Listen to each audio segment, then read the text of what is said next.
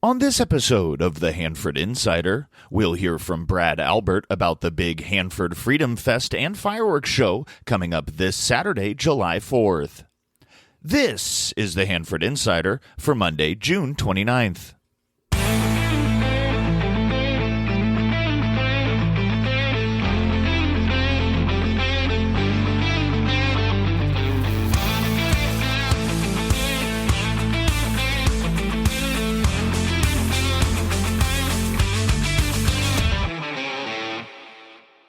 Welcome to the Hanford Insider, where community meets conversation. Each week, we spotlight the people, events, and ideas shaping Hanford and Kings County, sharing the positive stories that bring our community together. I'm your host, Rob Bentley. So let's get started with this week's community calendar. At this week's Thursday Night Marketplace, it's the official kickoff to the Independence Day holiday weekend with music by Exodus. The Carnegie Museum of Kings County's 2026 exhibition, Building Kings County, is open Fridays, Saturdays, and Sundays from 1 p.m. to 5 p.m. The museum is located at 109 East 8th Street in downtown Hanford. Learn more at carnegiemuseumofkingscounty.org. If you have an event coming up, large or small, and you'd like some help getting the word out, let's work together. Send your information to hanfordinsider@gmail.com. Be sure to subscribe to my weekly newsletter to get a complete calendar of events. It's the most comprehensive community calendar available.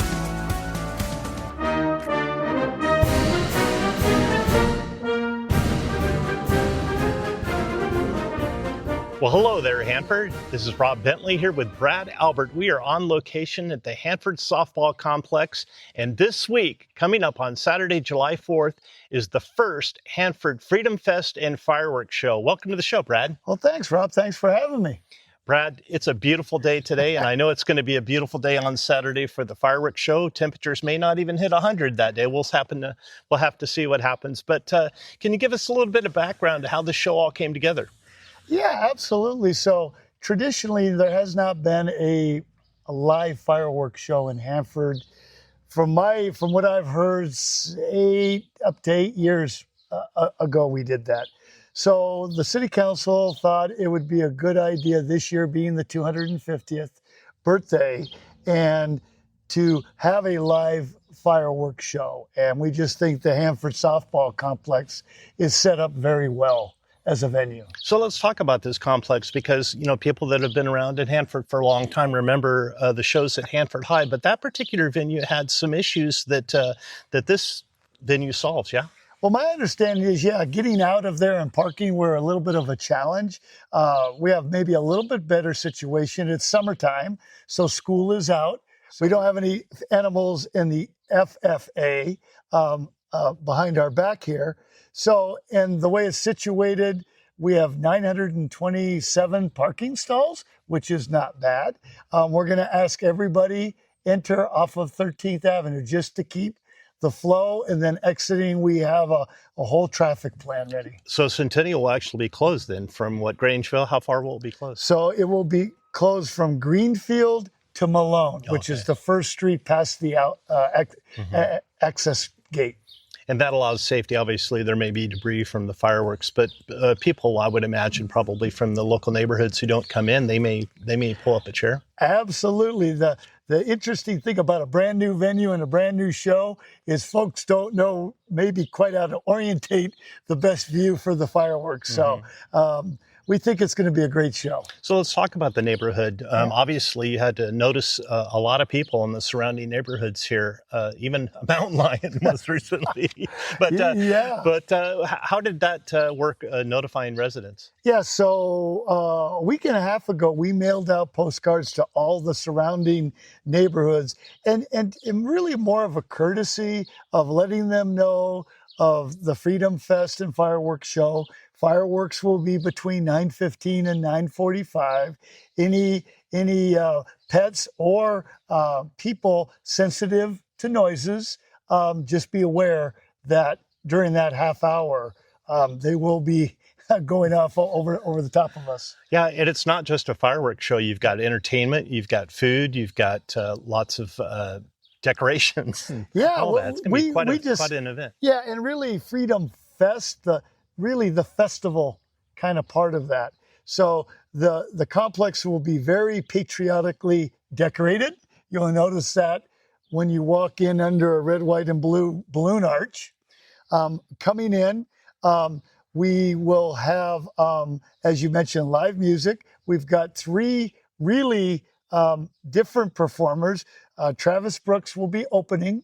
He starts at about 6:30. In between bands, Tammy from Table Mountain Casino is going to lead us in line dancing. Oh, nice. Kind of a breakup and get folks up and moving. And then In Cahoots is our main band, and they'll play right up to about 9:10. At 9:10, the lights will go off. We'll ask everybody to take their umbrellas and pop-ups down, and we're going to prepare for the fireworks show. Yeah. And is there a beer garden? I know you have several sponsors. How does that work? There is. We will have a beer garden. Right behind us here is Field 4. That's our main field. And that's where the stage will be out in center field.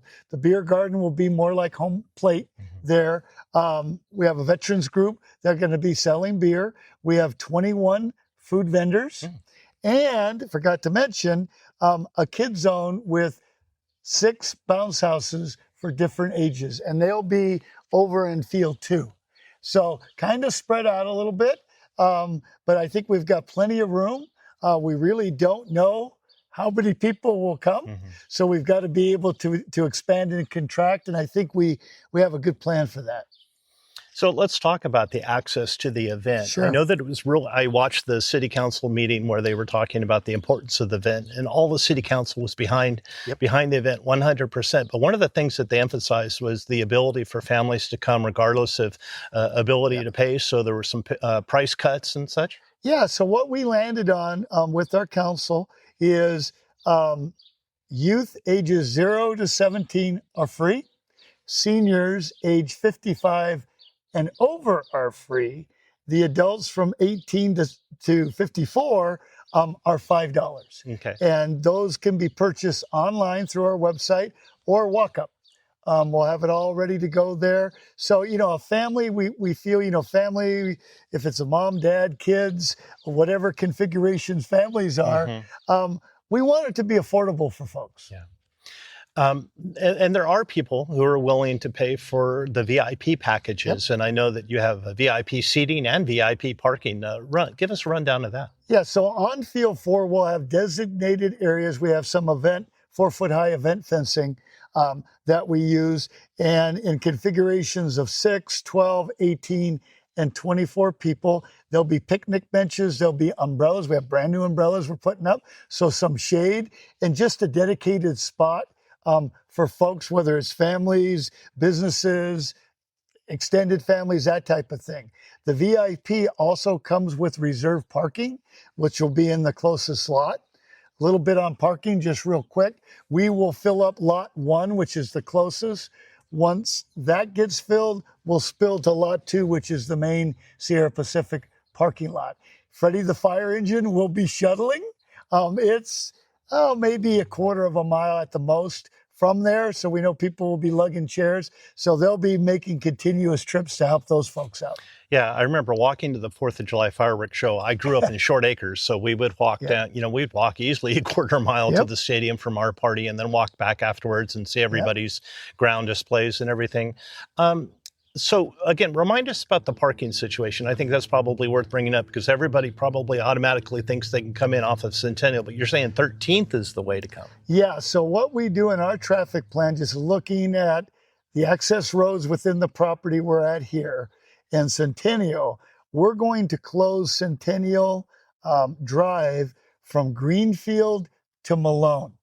And that's basically for safety, for traffic patterns, and all of that. That's why we're asking everybody to enter from 13th, from the west side. Now, you flip it after the show, folks will be trying to get out. We'll open those gates, and it will be right-hand turn only on Centennial and on 13th. So we don't have people making left-hand turns, crossing traffic. We've got, we'll have 8 security guards that will be assisting us, throughout the event, we have 3 Hanford police officers, and we will have a fire unit and a fire engine on site and an ambulance. We will have a cooling tent right in the middle of the hub here. They'll have cooling fans, and it will be shaded, and we'll have water there. So if anybody gets a little hot and overheats, maybe too much line dancing, they'll have a place. We want everyone to be safe. And it sounds like the coordination, what I'm hearing from you is that there's been a lot of coordination between public agencies about this. Tell us a little bit about the cooperation of the fire department, the city, the police department. This is a team effort, isn't it? Yeah, we couldn't do it without those folks. I mean, this touches nearly every department within the city. Our streets team, for example, are providing the barriers, some of the signage, that type of thing. The display boards that will be out a week ahead of time, out on Lacey and Centennial, Lacey Centennial, Lacey 13th, Lacey Grangeville, and Lacey 13th, kind of saying special event, Centennial will be closed from this time to this time. We just want to give plenty of notice. So couldn't do it without our police department and our fire department. We're not exactly sure which way the winds will be blowing that night, what they call the fallout zone. But we'll quickly get a beat, I think, as we get into the evening on the 4th. So let's talk about that launch area. So as I understand it, it's it's underwater right now, but it's past that fence and the drainage basin back there, yeah? That is correct. So the nice thing about that stormwater basin, it's fenced, it's locked, keeps them away. We'll actually launch the fireworks at an angle more towards center field right here. That's why that stage is kind of the center point viewing where those fireworks will be going off. So we think it is going to be a great show and gives them a private space to set up. They'll be here early the day of. We're contracting with Fireworks for America, one of the biggest firework providers in the country. Yeah, that's fantastic. And for those of you who haven't been out here before, right over my shoulder here is the Hanford Joint Union High School District Farm. And they usually have animals there during the school year and before the fair. But as luck would have it, the fair's happened and all the animals are away for now until next school year. So nice cooperation with the high school district. And I think that's another team member. You mentioned so many different cooperating departments. I think the high school, actually, having been to the shows at Hanford High and looking at this facility, I think this facility is going to be great. It's not the bowl. Everybody has but the bowl's not the bowl. The remodel is just fantastic on that. We've had Victor Rosa on the show about that. But looking at it, the restroom facilities, the concession facilities, everything is nice and all together. And the surrounding neighborhoods, they're going to benefit from being able to see a big show right in their own backyard. Yeah, we think this venue, it sets up really well for us. There's enough space to expand or contract, depending on the volume. Road access is not terrible, and I think we have a really good plan of routing people in and out of the facility. We looked at some other locations, and just because proximity of other neighborhoods and nuisance maybe to folks, we thought we're going to try it here. Yeah. But what I like is there's one entrance really and an exit, so we're able to kind of control the flow a bit. And again, you mentioned restrooms. We're bringing in 25 porta potties. Oh, yeah. In addition to our regular restrooms, male and female. Our concession stand will be open. We also have 21 food and drink vendors that will be here. And they'll be lined right basically where we are here and between fields 3 and 4 over here. So kind of pretty tight. We know parents will be over at the kids zone watching the kids bounce because that's where I think they're going to want to be. And people want to keep an eye on it. So we think it's a great layout. Yeah. Well, it sounds like a great show, Brad. I'm looking forward to coming and watching the beautiful fireworks display that Hanford hasn't had in a long time. I know different service organizations had taken it on over the years and even went out to the fairgrounds one year. It wasn't so successful. So I'm glad to see that the city of Hanford is doing this for the community. And has there been any talk about, I know it's early yet, we haven't even had this one yet.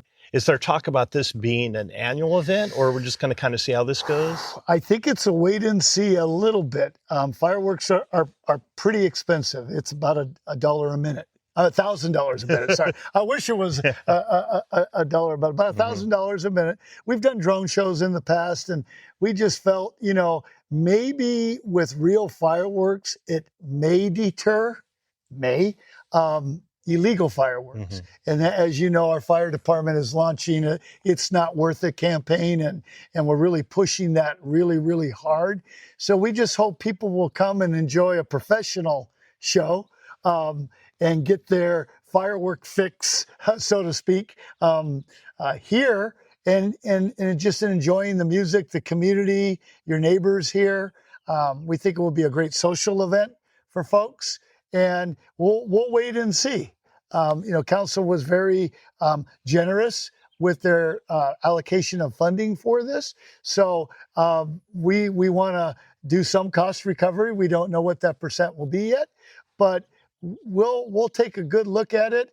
First and foremost, a safe event is really the key to this whole thing. Yeah, and there'll be some bumps along the road, and that's how you learn. It's going to be a great event. And Brad, thank you for sharing this. You're welcome. And as we close out our third season of the Hanford Insider Podcast, you're our final guest in season 3. And I just want to thank you for your willingness to always come out and talk about the great things going on in town.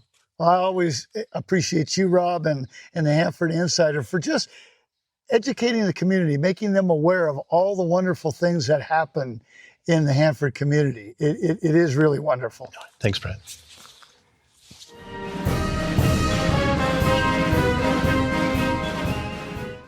Well, that wraps things up for this week's show. And as we wrap up season 3 of the Hanford Insider Podcast, I want to sincerely thank each and every one of you for your support. Over the past 3 years and 165 episodes, I've had the privilege of meeting some incredible people, sharing inspiring stories, and highlighting the positive things happening throughout our community. Thank you to every guest who trusted me with their story, every listener who tuned in each week, and every supporter who helped make this podcast possible. Your trust and encouragement mean more to me than you know. While I'm taking a short summer break, the podcast won't be completely quiet. Over the next 3 weeks, I'll be sharing some best of episodes featuring conversations and stories that listeners particularly enjoyed. Whether you're hearing them again or for the first time, I hope you'll enjoy revisiting some of the highlights from the past 3 years. And if you need your Hanford Insider fix, you can always visit hanfordinsider.com to listen to any of the previous episodes and catch up on some stories you may have missed. All new episodes will return on July 27th as we begin Season 4. Thanks for listening to the Hanford Insider Podcast, and we'll see you right back here with all new shows on July 27th.